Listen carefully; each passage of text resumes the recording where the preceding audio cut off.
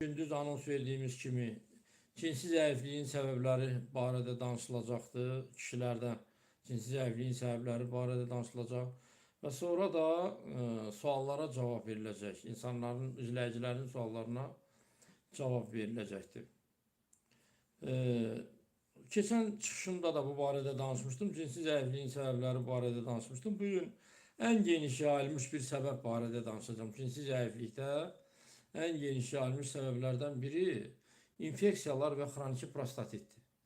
Yani əksər hallarda da bu xroniki prostatit elə infeksiyon mənşəli olur. Yəni şəxslər müxtəlif qadınlarla cinsi əlaqəyə girirlər, infeksiya tuturlar və onu müalicə etdirmək əvəzinə gedib aptekdən bir dərman alırlar, içirlər və görürlər ki, əlamət azaldı, deyir, hə, sağ olsun aptekçi məni sağaltdı. Və bununla da məsələnin başını buraxırlar, belə deyək də. Və bir də yadlarına düşür, görürlər ki, vəziyyət gərgindir, cinsi zəiflik var, sünətdə kiçilmələr var, yığılmalar var. Yəni bunu başa düşürlər ki, bu niyə belə oldu, nədən oldu, mən bunu nə vaxt elədim? Aydınlaşdıra bilmirlər özlərinə ki, niyə belə bir hallar baş verdi? Yəni çoxlu mənə müraciətlər olur. Yəni insanlar gəlir cinsi zəifliklə, aydın məsələdir, hamısı cinsi zəifliklə gəlir. Araşdıranda məlum olur ki, bunlar əvvəllər qadınlarla cinsi əlaqələri olub, oradan infeksiya tutublar. Ya əlamət olmayıb, əlamət olmayıb. İndi onu da deyəcəm, niyə əlamət olmur? Ya əlamət olmayıb, ya da əlamət olanda gedib aptekdən bir tabletka alıblar, içiblər.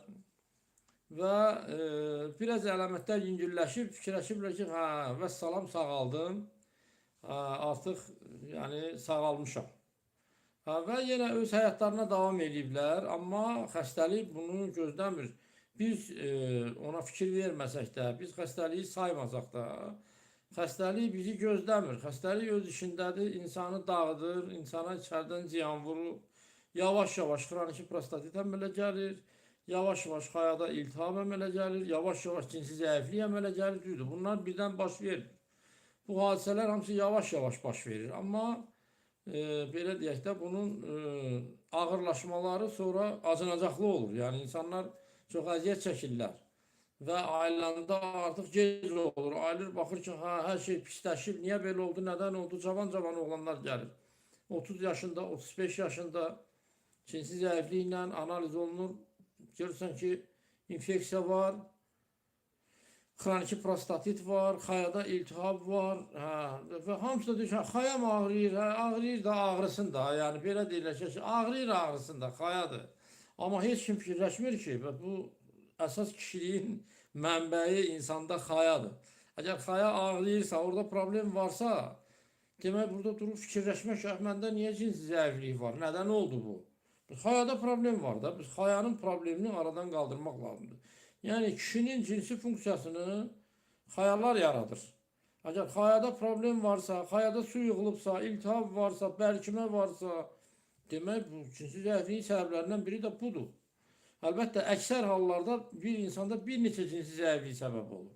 Xroniki prostatit, infeksiya, cinsi infeksiya, epididimit, yəni xaya artımının iltihabına, belə xəstəliklər, yəni xaya iltihabı, belə şeylər, xaya hidropsu, hidroseli, yəni belə hallar çox olur. Yəni xayada iltihab nəticəsində maye yığılır, maye xayanı sıxır, xaya qışaları arasında maye yığılır, xayanı sıxır, xayanın normal fəaliyyətini pozur. Nəticədə həmən şəxslərdə həm cinsi zəiflik, eyni zamanda kişi sonsuzluğu əlamətləri də yavaş-yavaş peyda olur. Ona görə belə məsələlərdə diqqətli olun. Biraz zəiflik olan kimi, tez bir dənə həkim mənə gücləndirici yaz. Bilirsiniz necədir? Problemi araşdırmamış, dərman qəbul eləmək düzgün deyil. Lap kimsə də sizə pulla onu versə də, bir özünüz də fikirləşməlisiniz ki, mən bilmirəm axı burada nə var. Bilmədiyim bir işi nətər həll edə bilərəm? Başa düşürsünüzmü? Yəni, cinsi zəiflik varsa 30 yaşında oğlanda, bu niyə görə gücləndirici içməlidir? Bu yaşda gücləndirici içilmir axı. Bunun 50, 60, 70 yaşı yox ki, yaşı qoca kişisən də, gəl sənə bir gücləndirici yazaq. Bu cavan oğlan da 30 yaşında, bunun cinsi zəifliyi varsa, demək bunun ciddi problemləri var. Demək bu problemləri araşdırmaq lazımdır ki, bu cinsi zəiflik hardan baş alır, hardan baş verib, niyə baş verib? Səbəbi araşdırıb tapmaq lazımdır və səbəbi aradan qaldırmaq lazımdır. Onda o cinsi zəiflik yavaş-yavaş özü aradan qalxacaq. Yəni insan orqanizmi bütün ümumiyyətlə canlı varlıqlar, yəni çox mükəmməl şəkildə qurulubdur. Əgər onun funksiyalarının həyata keçməsi üçün maneə yoxdursa, hər şey düzgün işləyirsə, o özünü bərpa edir. İnsan da o cümlədən. İnsan da bu maddi varlıqların ən mükəmməlidir. Yəni burada da əgər maneə yoxdursa, problem yoxdursa, xəstəlik yoxdursa, bədən özünü bərpa edir. Yəni burada belə bir xüsusiyyət var. Xüsusilə də cavan orqanizm, gənc orqanizm. Başa düşürsünüzmü? Ona görə dərhal gücləndiriciyə, əksəriyyət də nə ilə məşğuldur? Gedir tadalafil alır, nə bilim mən, Viagra alır. Hə, bir yoldaş yaxınlaşmışdı, mən belə heyrətə gəldim. Elə də cavan da deyil da, yəni oradasa bir 50 yaşı var idi da. 3 dənə sildenafil, yəni tabletka qəbul edir, cinsi həvəs yaratmaq üçün özündə, əlaqədə olmaq üçün. Yəni bu çox təhlükəli bir şey da. O adam yəni həyatı ilə oynayır da, ölümlə oynayır. Yəni hər an ölə bilər adam. Yəni belə risklərə getmək məsləhət görmürəm. Özünüz də bilirsiniz, eşidirsiniz, məşhur insanlardan da olur. Belə tadalafil, sildenafil tərkibli dərmanlar qəbul edib həyatlarını itirən insanlar da olur. Yəni bunlardan ehtiyatlı olun. Səbəbi aydınlaşdırmadan belə dərmanlara üz tutmaq olmaz. Lap hətta sizə onu yazsalar da, siz əvvəlcə səbəbi aydınlaşdırın ki, niyə bu belə baş verir? Nədir ki, bu belə baş verib? Cavan adamlardan söhbət gedirdi. İndi yaşlını deyək ki, bu yaşlanıbdır. Təbii bunda qocalma gedir. Laf bunu belə hesab edir. Cavan adamlarda 30 yaşında cinsi zəiflik varsa, demək bu adamın ciddi problemi var. Bu problemi araşdırmağa. Araşdıranda da eyni qədər problem çıxır. Məlum olur ki, xayasında su var. Məlum olur ki, bunun mikrobu var. Nə 2 dənə mikrob belə, 3 dənəsi belə. Nə bilim mən, bunun prostatı pis gündə əl vurursan, xəstə qışqırır. Ay öldüm. Əvvəl deyir ki, yox, mənim heç prostatım, hər şey əladır. Heç xəbərim də yoxdur. Ha, deyirəm bir dənə çıx baxım. Barmaq dəyən kimi qışqırtısı qalxır. Deyirəm, bəs sən deyirdin, mənim problemim yoxdur. Ha, deyirəm ki, bu nə edir? Deyirəm, o sənin prostatındır. Görsən necə ağrıyır, necə şişibdir. Demək, sənin orada problemin var. Ha, yəni, belə məsələlər olur. İnsanları yoxlayanda belə problemlər çıxır. Ona görə bəzi insanlar da var, tələb edir. Yox, mən heç nəsdən, mənə bir dənə gücləndirici yaz, mən gedim. Yəni, bu fikirlər tamamilə səhv fikirlərdir. Səhv düşüncədir bu. Yəni ki, gücləndiriciyə arxain olmaq olmaz. İşdin nə vaxa qədər dərman içəcəksən? Söhbət cavan adamlardan gedir. Başa düşürsünüzmü? Yəni, ona görə məsləhətim nədir? Yəni, bugünkü çıxışımın, bu ilkin başlanğıc mənim məlumatlarımın nəticəsi, buradan çıxan nəticə, buradan çıxan yekun qərar nədir? Buradan çıxan yekun qərar nədir? Yəni, belə hallar olanda, xüsusən də cavan adamlara aiddir da, yəni 45 yaşına qədər, 50 yaşına qədər olan insanlar, 50 yaşdan yuxarı indi təbii yaşına qədər cinsi zəiflik ola bilir. 50 yaşına qədər olan insanlar mütləq səbəbi araşdırmaq lazımdır. Mütləq səbəbi araşdırmaq. Gənclərdə bu nədir?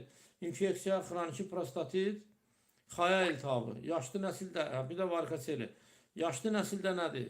Şəkərə meyilli, piylənmə, qaraciyər problemləri. Yaşlı nəsildə də bu problemlər. Bir də xroniki prostatit. Xroniki prostatit bütün insanların bu dəqiqə nətər deyirlər, qəniminə çevrilib. Bütün kişi əhalisinin nəyə görə? Hamımız otururuq, iki mən qarışıq, çox otururuq, hərəkət eləmirik. İndi işimiz də bunu tələb edir. Hərəkətsizlik var. Sonra insanlar quru qidalanır, qəbizlik var. Spirtli içkilər istifadə edirlər. Düzgün olmayan cinsi əlaqələrdə olurlar. Yəni, bütün bunlar hamısı prostat vəzin iltihabını yaradır. Əksəriyyətin də bir 90%-ində babasili var. O babasil də prostatit və cinsi zəiflik yaradır. Yəni, bunu da biləsiniz. Belə bir şeylərdir. Ona görə bu problemləri bir çözüb, təmizləmək, düzəltmək lazımdır ki, insan bədəni yavaş-yavaş öz əvvəlki vəziyyətinə qayıtsın. Qayıdır da, gözəl bizdə nəticələr də olur. Səbəb tapılırsa, demək, elə hesab edin ki, işin yarısı həll olunub. Səbəb əgər tapılırsa, bəzən əlbəttə olur, səbəb də tapamıq. Yəni, Həkimlik çox çətin sənətdir. Çox həddən artıq. Yəni əksər hallarda bəzən görsən səbəbi də tapamırsan. Və ya səbəbi tapırsan aradan qaldıra bilmirsən. Belə də olur. Amma səbəb tapılırsa, aradan qalxırsa artıq bu xəstənin vəziyyəti düzəlir. Başa düşürsünüzmü? Sadəcə aradan qaldırırıq. Ha, heç ona qarşı heç nə eləmirik.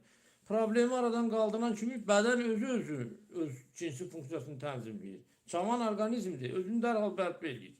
Başa düşürsünüzmü? Yəni belə bir fikirlərlə sizin qarşınızda çıxış edirəm. Yəni bunlara diqqətli olun. Yəni ciddi fikirləşin.